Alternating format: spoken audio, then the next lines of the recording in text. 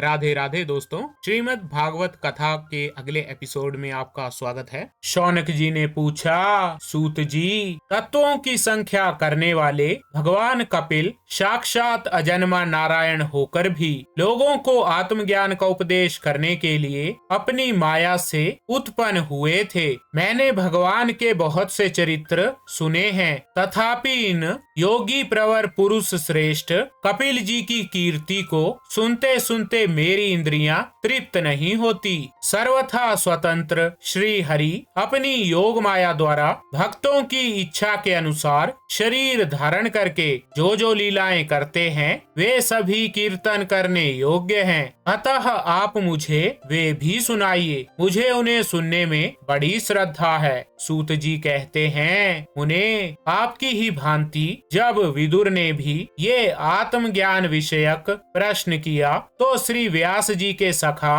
भगवान मैत्रेय जी प्रसन्न होकर इस प्रकार कहने लगे। श्री मैत्रेय जी ने कहा, विदुर जी, पिता के वन में चले जाने पर भगवान कपिल जी माता का प्रिय करने की इच्छा से उस बिंदुसर तीर्थ में रहने लगे। एक दिन तत्व समूह के पारदर्शी भगवान कपिल कर्म कलाप से विरत हो आसन पर विराजमान थे। उस समय ब्रह्मा जी के वचनों का स्मरण करके देवहूति ने उनसे कहा। देवहूति बोली, भूमन प्रभो, इन दुष्ट इंद्रियों की विषय लालसा से मैं बहुत उब गई हूँ और इनकी इच्छा पूरी करते रहने से ही घोर अज्ञान अंधकार में पड़ी हुई हूँ। अब आपकी कृपा से मेरी जन्म परंपरा समाप्त हो चुकी है। इसी से इस दुस्तर अज्ञान अंधकार से पार लगाने के लिए सुंदर नेत्र रूप आप प्राप्त हुए हैं। आप संपूर्ण जीवों के स्वामी भगवान आदि पुरुष हैं तथा अज्ञान अंधकार से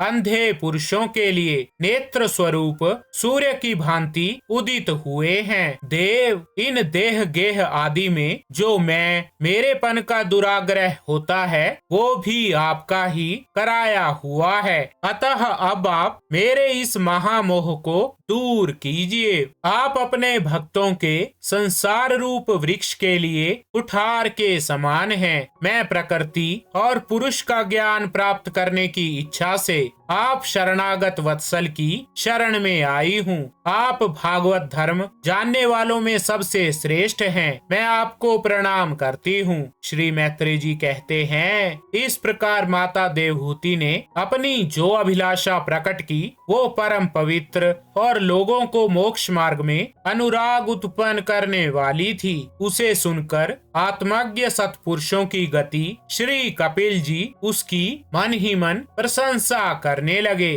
और फिर मृदु मुस्कान से सुशोभित मुखारविंद से इस प्रकार कहने लगे। भगवान कपिल ने कहा, माता, ये मेरा निश्चय है कि अध्यात्म योग ही मनुष्यों के आत्यांतिक कल्याण का मुख्य साधन है, जहाँ दुख और सुख की सर्वथा निवृत्ति हो जाती है। साध्वी, सब अंगों से संपन्न उस योग का मैंने पहले नारद आदि ऋषियों के सामने उनकी सुनने की इच्छा होने पर वर्णन किया था, वही अब मैं आपको सुनाता हूँ। इस जीव के बंधन और मोक्ष का कारण मन ही माना गया है। विषयों में आसक्त होने पर वो बंधन का हेतु होता है और परमात्मा में अनुरक्त होने पर वही मोक्ष का कारण बन जाता है। जिस समय ये मन मैं और मेरेपन के कारण होने वाले काम, लोभ आदि विकारों से मुक्त एवं शुद्ध हो जाता है, उस समय वो सुख दुख से छूटकर सम अवस्था में आ जाता है।